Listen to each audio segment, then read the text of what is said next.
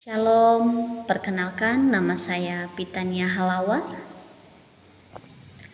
Saya mahasiswa dari STTM Nias Barat, program studi teologi semester 6. Saat ini saya akan memaparkan sebuah materi tentang penginjilan lintas budaya. Saudara-saudaraku yang terkasih, sering muncul di dalam pikiran kita, apakah itu penginjilan dan siapakah yang akan melakukan penginjilan?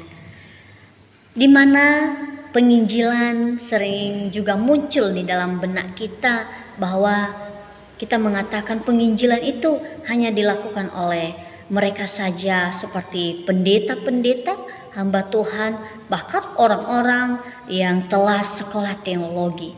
Tetapi tidak, saudara-saudaraku yang terkasih, bahwa penginjilan ini adalah tugas kita bersama, yang artinya tugas yang dilakukan oleh setiap orang Kristen yang benar-benar hidup di dalam Kristus, dan sebagai orang Kristen juga yang telah hidup di dalam Kristus, kita harus mampu memberikan pengajaran bagi mereka yang belum percaya, sehingga dengan begitu kita mampu memuridkan mereka dan membawa mereka untuk menerima Yesus Kristus sebagai juru selamat di dalam kehidupan mereka.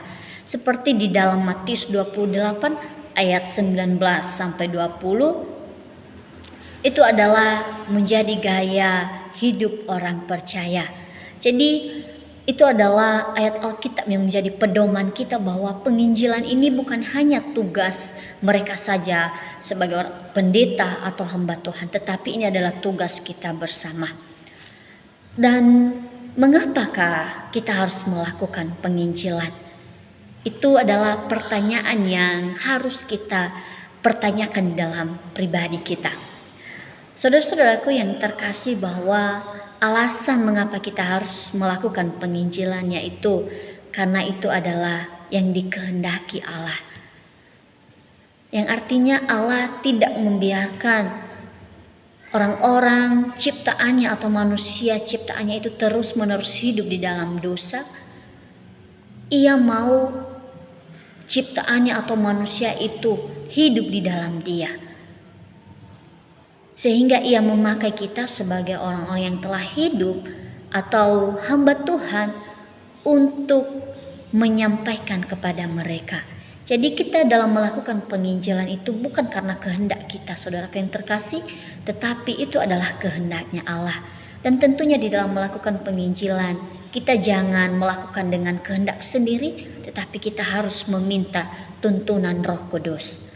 Dan yang kedua, alasan yang kedua yaitu karena itu adalah kasih Kristus. Kita melihat bahwa bagaimana kasih Kristus di dalam kehidupan orang-orang percaya. Dia sangat mengasihi kita. Dia tidak membiarkan kita tetap hidup di dalam dosa. Sehingga dengan Dia mengasihi kita, dengan Ia mengasihi ciptaannya, Ia mengutus kita orang-orang yang hidup di dalam Kristus untuk mampu memuridkan mereka, untuk mampu membawa orang-orang yang masih belum percaya di dalam Kristus. Seperti kita lihat di dalam Matius 22 ayat 37 sampai 40. Di situ inti yang dapat kita ambil di dalam nats itu yaitu tentang hal mengasihi. Jadi alasan yang ketiga, saudaraku yang terkasih, yaitu itu adalah sebagai bukti ketaatan kita. Di dalam Yohanes 14 ayat 21 sampai 23 berkata, barang siapa memegang perintahku dan melakukannya, dialah yang mengasihi aku. Jika seseorang mengasihi aku, ia akan menuruti firmanku. Jadi teman-teman yang terkasih di dalam Kristus, jika kita berkata hari ini saya mengasihi Kristus, saya mengasihi anak Allah itu di dalam kehidupan saya, apakah kita sudah melakukan perintahnya? Apakah kita sudah melakukan firman-Nya? Setidaknya kita melakukan apa yang diinginkan Tuhan di dalam kehidupan kita. Dan terlebih-lebih jika kita bisa menyampaikan Injil itu, kita menyampaikan kabar baik itu kepada mereka yang masih belum mengenal Kristus. Itu bukti bahwa kita taat kepada firman, kita mengasihi Tuhan jika kita melakukan perintahnya dan jika kita memiliki ketaatan di dalam Kristus. Dan yang keempat yaitu kerelaan. Di dalam menginjil tentunya tidak mulus-mulus saja, tetapi di dalam melakukan penginjilan ada hal yang perlu dikorbankan, ada hal yang perlu direlakan, yaitu kita merelakan waktu kita merelakan tenaga kita, bahkan keluarga kita pun kita relakan. Jadi seberapa banyakkah di antara kita yang akan siap melakukan tugas ini? Jadi itu alasan mengapa kita harus melakukan penginjilan. Yang berikutnya yaitu ada beberapa definisi penginjilan menurut para ahli. Tetapi di dalam definisi penginjilan yang ada yang menurut para ahli ini, saya mengambil contoh salah satu pengertian penginjilan menurut ahli, yaitu menurut J.I. Packer, di mana ia mendefinisikan bahwa penginjilan sebagai memberitakan Injil atau kabar baik itu sendiri. Yang lebih jelasnya bahwa ia mengatakan bahwa penginjilan adalah pengkomunikasian yang dilakukan oleh orang Kristen sebagai penyambung lidah Allah yang menyampaikan berita pengampunan Allah kepada orang berdosa. Jadi penginjilan itu adalah pengkomunikasian kita kepada Allah sebagai orang-orang Kristen, dan kita adalah sebagai penyambung lidahnya Allah dalam menyampaikan apa yang dikehendaki Tuhan dalam kehidupan kita. Dan yang berikutnya yaitu ada dua konsep penginjilan lintas budaya yang akan saya sampaikan, yaitu ada penginjilan lintas budaya secara dalam negeri dan ada juga penginjilan secara luar negeri. Saudaraku yang terkasih di dalam nama Tuhan Yesus, sebagai penginjil kita harus dulu siap sedia. Dimanapun kita menyampaikan Injil, tentunya kita harus benar-benar memberi diri. Dan di dalam kedua konsep ini saya akan menjelaskan bagaimana perbedaan penginjilan lintas budaya dalam negeri dan luar negeri. Penginjilan dalam negeri yang dimaksud di sini, saudara-saudaraku yang terkasih, yaitu suatu pelayanan yang kita lakukan kepada suku yang berbeda di satu negara. Yang artinya contohnya yaitu kita melakukan penginjilan di negara yang sama tetapi di suku yang berbeda. Contohnya di Nias, kami memiliki suku yang sama, seperti di Indonesia, negara Indonesia, dan tentunya di negara Indonesia bukan hanya satu suku. Contohnya di suku Nias, kami memiliki keberagaman dan tentunya kita melakukan penginjilan. Dan contoh yang lebih detailnya yaitu seperti suku Jawa ke suku Dayak. Jadi penginjilan dalam negeri ini dilakukan kepada suku yang berbeda tetapi dalam satu negara. Itu penginjilan yang dimaksud secara dalam negeri. Dan yang kedua yaitu penginjilan lintas budaya di luar negeri. Nah, ini lebih luas saudaraku yang terkasih.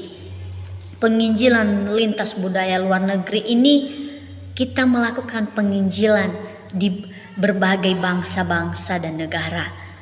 Seperti yang kami lakukan di kampus STTM Nias Barat, banyak alumni-alumni kami yang keluar menjangkau di suku-suku terabaikan di berbagai negara, di berbagai bangsa.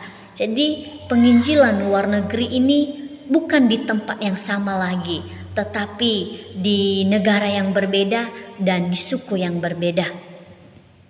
Jadi pelayanan pemberitaan Injil ini dilakukan kepada kelompok budaya di negara lain yang berbeda bahasa dan peradaban. Jadi itu pengertian tentang penginjilan lintas budaya luar negeri. Dan di dalam juga penginjilan dalam negeri, saudara-saudaraku yang terkasih, banyak penginjil maupun hamba-hamba Tuhan yang kurang menyukai atau meminati penginjilan secara dalam negeri ini, karena bagi mereka menganggap bahwa jangkauannya tidak jauh atau dekat. Dan tentunya sebagai seorang penginjil atau misionaris, dimanapun kita diutus, dimanapun kita melakukan tugas itu, tentunya kita harus siap sedia. Jadi itu beberapa bagian di pembahasan yang pertama ini, saudaraku yang terkasih. Dan saya akan melanjutkannya, itu bagaimanakah budaya dalam kerangka pikir misiologi. Tentunya saudaraku yang terkasih, setiap orang itu pasti memiliki budaya, dan tidak seorang pun dapat dipisahkan dari budayanya sendiri. Tentunya kita beragam-ragam budaya, dan tentunya di dalam budaya itu kita pasti memiliki karakteristik yang berbeda-beda, saudaraku yang terkasih. Jadi di dalam budaya itu memiliki 4 lapisan atau memiliki 4 bagian yang harus perlu kita ketahui, saudaraku yang terkasih. Di mana yang pertama, di dalam budaya itu membahas tentang tingkah laku, yang artinya yaitu apa yang dibuat atau yang dikerjakan. Jadi di dalam budaya itu adalah lapisan yang pertama, yaitu tentang tingkah laku. Karena di dalam budaya pasti memiliki tingkah laku yang berbeda-beda, memiliki kebiasaan-kebiasaan yang berbeda. Contohnya saya mengambil contoh yaitu tentang kebiasaan, dan yang kedua tentang ritual-ritual, bahkan di berbagai perbedaan seperti bahasa tubuh, gaya berpakaian, dan bentuk salam.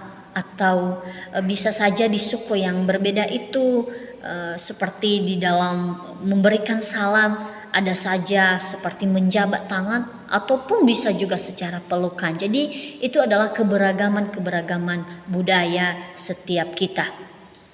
Dan yang kedua yaitu tentang nilai-nilai. Nilai-nilai ini itu berkaitan tentang apa yang baik atau yang terbaik. Tingkah laku kebanyakan bersumber dari suatu sistem nilai-nilai standar tingkah laku dan pertimbangan yang memberikan tuntunan ke dalam hal apa yang baik dan indah atau terbaik dan terindah. Contohnya saudaraku yang terkasih di dalam nama Tuhan Yesus. Di Irlandia ya, di budaya mereka bahwa mereka mengatakan bahwa jumlah penduduk itu lebih besar daripada persediaan makanan. Di Irlandia itu penduduknya lebih banyak, tetapi persediaan makanan sangat berkekurangan. Jadi mereka membuat suatu budaya bahwa di sana itu harus ada yang namanya KB, sehingga penduduk itu tidak semakin banyak atau tidak memiliki jumlah yang terlalu banyak, sehingga persediaan makanan atau kebutuhan itu tidak berkekurangan. Dan di situ juga di budaya Irlandia itu mereka itu menerapkan bahwa setiap penduduknya itu diminta untuk tidak menikah sebelum berusia 30 tahun. Jadi itu budaya yang sangat unik di Irlandia, bahwa cara mereka untuk tidak memiliki jumlah penduduk yang banyak, mereka menganjurkan bahwa penduduknya itu tidak boleh menikah sebelum berusia 30 tahun. Jadi itu kebudayaan yang terjadi di Irlandia yang berkaitan dengan nilai. Dan yang kedua yaitu di India. Di situ pernah juga terjadi kelaparan yang sangat hebat, sehingga rata-rata orang di sana hanya berusia 20 tahun. Di mana hampir setengah dari anak-anak meninggal sebelum berusia 5 tahun, sehingga terjadilah kekurangan penduduk. Dengan demikian nampaklah suatu kebutuhan dan budaya yang harus dikembangkan sebagai jalan keluar dari masalah tersebut. Wanita-wanita di India diwajibkan untuk menikah pada usia 12 atau 13 tahun. Akhirnya terjadilah ledakan jumlah penduduk yang luar biasa sampai sekarang. Nah, ini berbeda juga saudaraku yang terkasih. Di India ini di umur yang 12 atau 13 tahun mereka harus sudah menikah, karena biar penduduk mereka lebih cepat bertambah, berbeda dengan Irlandia tadi. Jadi itu adalah budaya yang berkaitan dengan nilai-nilai. Dan yang ketiga yaitu tentang kepercayaan-kepercayaan, di mana tentang kepercayaan-kepercayaan ini berkaitan dengan bagaimana cara pandang dunia. Yang artinya saudaraku yang terkasih, contohnya seperti kepercayaan hari baik atau buruk dalam budaya Jawa yang bisa kita lihat, di mana kepercayaan-kepercayaan ini berkaitan dengan keyakinan setiap suku-suku ya di dalam mereka berbudaya. Dan contohnya ya seperti yang saya sampaikan tadi, yaitu kepercayaan hari baik atau buruk dalam budaya Jawa. Nah, jadi di dalam mereka memberikan kepercayaan mereka itu ada yang artinya hari buruk dan hari baik. Itu adalah suatu budaya bagi mereka yang mungkin sudah turun-temurun, yang masih mereka percayai. Dan tentunya sebagai penginjil kita harus mampu membuka cakrawala pikir mereka tentang hal itu, karena di dalam Alkitab itu mengatakan bahwa semua hari itu baik. Tidak ada hari buruk maupun hari yang berbeda, tetapi semua hari itu adalah hari yang baik. Jadi mungkin itu adalah budaya yang terjadi di Jawa. Dan tentunya penginjil itu adalah tugas kita mengubah, mentransformasikan budaya itu lebih baik lagi berdasarkan Injil. Dan yang keempat yaitu cara pandang dunia, yang artinya apa yang terjadi. Jadi di mana cara pandang dunia ini adalah keyakinan dasar seseorang yang berfungsi sebagai lensa tafsir terhadap kenyataan dan penuntun menuju suatu keputusan. Itu adalah beberapa poin atau 4 poin yang terdapat di dalam budaya saudara-saudaraku yang terkasih. Jadi di dalam budaya ini juga sifat umum ada sifat umum yang dimiliki budaya, yaitu di mana budaya adalah ciptaan Allah, dan yang kedua yaitu kita adalah makhluk yang berbudaya, dan melalui budaya kita memiliki penebusan. Jadi sebagai misionaris yang bijak, yaitu kita itu bukan hanya pembawa pesan saudaraku yang terkasih, tetapi juga membawa pengharapan terhadap budaya yang kita layani. Jadi tugas kita seorang penginjil itu bukan hanya sekedar membawa pesan saja, tetapi kita memberikan pengharapan atau penghargaan terhadap budaya yang kita layani, sehingga di dalam kita melakukan penginjilan kita tidak ditolak, tetapi kita diterima karena kita menghargai budaya itu sendiri. Dan bukan juga dalam kita menghargai kita tidak memberikan perubahan. Kita harus juga memberikan perubahan kepada budaya yang mungkin menantang tentang kebenaran firman Tuhan. Jadi budaya adalah secara inti budaya itu adalah yang berkaitan dengan kepercayaan-kepercayaan, yang berkaitan dengan nilai-nilai, dan yang berkaitan dengan tingkah laku seperti yang telah saya sampaikan tadi. Jadi bagaimanakah Injil dan budaya? Di mana Injil vs budaya ini tentunya tidak asing bagi kita, teman-temanku yang terkasih, di mana jika kita juga tidak bisa membedakan antara Injil dengan budaya, maka kita akan mengalami suatu kegagalan di dalam melakukan penginjilan itu. Di mana ketika berhadapan dengan budaya, Injil itu sering menghadapi dua kemungkinan. Yang pertama yaitu Injil menelan budaya atau budaya menelan Injil itu sendiri. Sehingga keduanya sama-sama mendatangkan kerugian. Jadi jalan keluar kontekstualisasi. Jadi supaya kita bisa membedakan Injil versus budaya itu, kita harus mampu berkontekstualisasi di mana kita melakukan penginjilan, saudaraku yang terkasih. Contohnya, saya ingin memberikan contoh yaitu ketika orang-orang Kristen di Jawa tidak lagi mengurus kuburan leluhurnya dan memanjatkan doa, sehingga di sana kuburan-kuburan leluhur mereka atau orang tua mereka tidak terawat lagi dan sangat rusak atau kotor. Jadi akibatnya yaitu orang-orang Jawa yang belum percaya kepada Kristus itu takut masuk Kristen karena takut kuburannya tidak terawat dan tidak dikirimi doa oleh kerabatnya. Jadi itu adalah budaya yang dimiliki oleh orang-orang Jawa, dan kita harus juga bisa memberikan pemahaman kepada mereka. Dan yang berikutnya yaitu tentang analisa budaya. Analisa yang artinya itu memahami tahapan membuka pintu bagi Injil. Saudara-saudaraku yang terkasih, pentingnya analisis budaya sehingga ketika kita menganalisi atau memahami budaya, kita menghindari kekeliruan.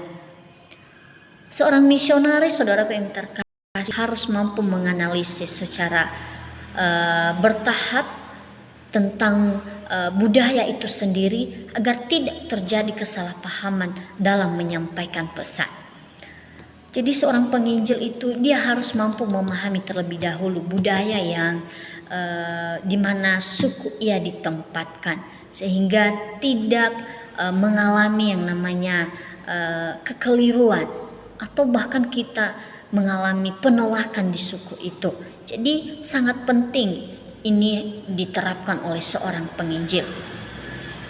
Di mana juga di dalam analisis budaya ini,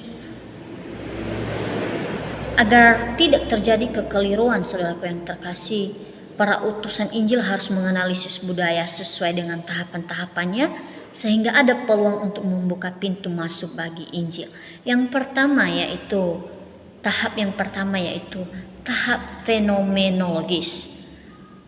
Yang artinya, saudaraku yang terkasih, tahap fenomenologis ini yaitu fenomena itu dulu kita harus mengetahui bahwa itu adalah sebuah kejadian.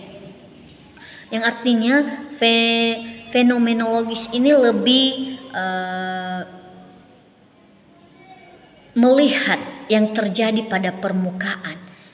Yang artinya yaitu hanya melihat apa yang tampak dari penglihatan itu sendiri dengan pengalaman luar saja. Yang artinya di dalam fenomenologis ini ia itu hanya melihat penyebab dari luar saja tanpa mencari tahu, tanpa melihat secara mendalam. Jadi itu tahap fenomenologis. Dan yang kedua yaitu di dalam tahap fenomenologis ini juga ada pendekatan emik, yang artinya yaitu memahami realita di sudut pandang orang dalam tanpa pemikiran kritis. Dan tentunya saudaraku yang terkasih, di tahap kedua yaitu tentang ontologis. Pada tahap ini itu membahas tentang ini lebih kepada mencari realita atau penyebab yang sebenarnya. Jadi di dalam penginjilan atau analisis budaya ini, seorang penginjil bukan hanya sekedar mencari fenomenologisnya saja, tetapi ia harus masuk juga dalam tahap ontologisnya, yaitu lebih mencari realita atau penyebab yang terjadi sebenarnya, bukan hanya dari luar saja, bukan hanya dari penglihatan dari luar saja, tetapi ia lebih mencari realitas. Apakah hal itu bisa terjadi? Jadi itu adalah tugas yang perlu dilakukan oleh seorang penginjil.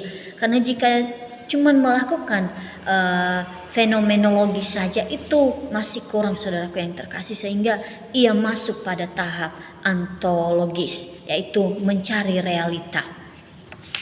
Dan yang berikutnya yaitu tentang tahap misiologis, di mana saudaraku yang terkasih, di dalam tahap misiologis ini ada beberapa bagian yang termasuk di dalamnya, yaitu tentang integrasi emik dan etik, yaitu di mana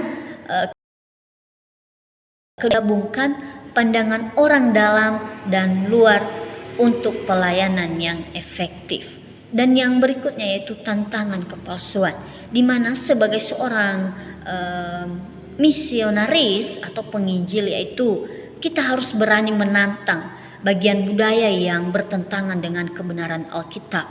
Jadi kita harus siap sedia dengan itu, saudaraku yang terkasih. Kita harus berani menantang bagian budaya yang bertentangan dengan isi Alkitab, tetapi dengan juga memiliki etika yang baik, tanpa harus mengakibatkan kekeliruan, tanpa harus mengakibatkan kekerasan.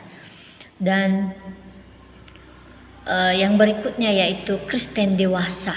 Sebagai Kristen dewasa, yaitu kita memperkenalkan standar eksternal untuk menghasilkan pertumbuhan iman yang sejati. Jadi itu adalah tahap misiologis yang terdiri dari 3 bagian tadi. Contoh penerapan misiologis, saudaraku yang terkasih, ada beberapa bagian, yaitu yang pertama itu adanya adaptasi, yaitu kita mampu menawarkan alternatif di dalam mengubah budaya yang bertentangan di dalam Alkitab. Dan yang ketiga yaitu menentang dosa. Kita harus berani menyatakan apa yang benar, dan kita harus berani menyampaikan kesalahan atau yang tidak perlu dikembangkan di dalam budaya di suku yang akan kita injili, saudaraku yang terkasih. Jadi yang berikutnya yaitu tentang petunjuk dan tantangan penginjil lintas budaya. Saudaraku yang terkasih, tentu sebagai penginjil itu kita harus memiliki dulu atau mengetahui apa sajakah petunjuk-petunjuk yang harus kita lakukan. Karena sebagai misionaris itu tidak hanya sekedar mempersiapkan tenaga, dana, tetapi kita harus juga mempersiapkan segala hal, seperti kita mempersiapkan apakah strategi atau apakah yang harus kita lakukan dan kita persiapkan ketika kita tiba di suku yang akan kita jangkau. Di mana ada 8 petunjuk bagi misionaris yang ingin melakukan pelayanan misi kontekstual lintas budaya, yaitu yang pertama yaitu Alkitab harus menjadi otoritas final, yang artinya kita harus menjadikan Alkitab itu sebagai pedoman utama kita dalam melakukan penginjilan, bukan malah kita menjadikan budaya sebagai otoritas yang pertama, bukan, tetapi Alkitablah yang harus menjadi otoritas final dalam kita melakukan penginjilan. Sehingga saudaraku yang terkasih, dengan kita melakukan itu kita tidak kompromi dengan budaya itu sendiri, karena saya katakan bahwa budaya itu tidak salah asalkan kita benar dalam menempatkannya. Dan yang kedua yaitu Injil harus dipelihara dalam proses kontekstualisasi. Dan yang ketiga yaitu pemimpin. Jadi kita harus menghargai cara kepemimpinan di suku yang kita jangkau. Dan yang ketiga yaitu formulasi. Dan yang kelima yaitu sinkretisme. Dan yang keenam yaitu kesabaran dan kerendahan hati. Kita harus memiliki kerendahan hati sebagai seorang misionaris dalam kita menjangkau. Dan yang ketiga yaitu instrumen yang tepat yang diperlukan untuk menganalisis konteks sosial budaya masyarakat setempat itu. Dan yang kedelapan yaitu sebuah model kontekstualisasi yang menyeimbangkan Alkitab dan konteks sosial budaya harus dilakukan. Jadi sebagai penginjil itu saudaraku yang terkasih, yaitu kita harus mampu dulu mengadopsi budaya yang baru kita tempati itu sebagai budaya kita sendiri demi memenangkan jiwa. Dan seorang penginjil juga saudaraku yang terkasih harus berkomitmen untuk melakukan pelayanan seumur hidup, bukan hanya sekedar datang sebagai wisatawan saja, karena itu sering terjadi. Bahkan misionaris jika tidak memahami ini, itu akan mengalami kekeliruan, dan itu dalam pemberitaan Injil itu bukan fokus utama lagi. Jadi kita harus sebagai seorang penginjil, kita harus berkomitmen bahwa kita harus mengambil pelayanan itu seumur hidup kita dengan mengetahui tujuan dan motivasi kita dalam kita menjangkau mereka.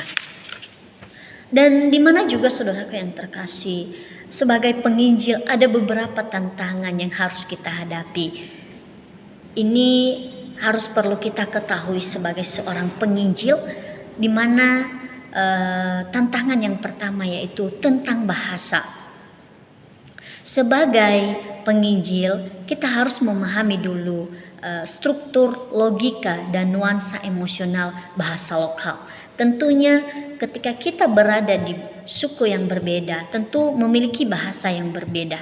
Dan sebagai misionaris kita harus mampu memahami itu. Kita harus mampu mengenali bahasa mereka, sehingga dalam kita menyampaikan Injil kita tidak mengalami kewalahan, saudaraku yang terkasih. Dan yang kedua yaitu tentang pandangan hidup, di mana di dalam pandangan hidup ini ia menjelaskan Injil sesuai dengan filsafat dan teologi suku setempat. Itu adalah tantangan yang pertama. Dan yang ketiga yaitu tentang nilai-nilai, di mana juga saudara yang terkasih, sebagai seorang penginjil kita harus menghormati nilai lokal yang selaras dengan pandangan Alkitab di suku yang akan kita temui. Dan yang keempat yaitu kepemimpinan. Kita harus mampu mempelajari dan menghormati ciri khas kepemimpinan suku yang berbeda dengan kita. Dan yang kelima yaitu tentang organisasi sosial, yang artinya kita harus mampu memahami sistem kekeluargaan dan kekerabatan masyarakat setempat itu.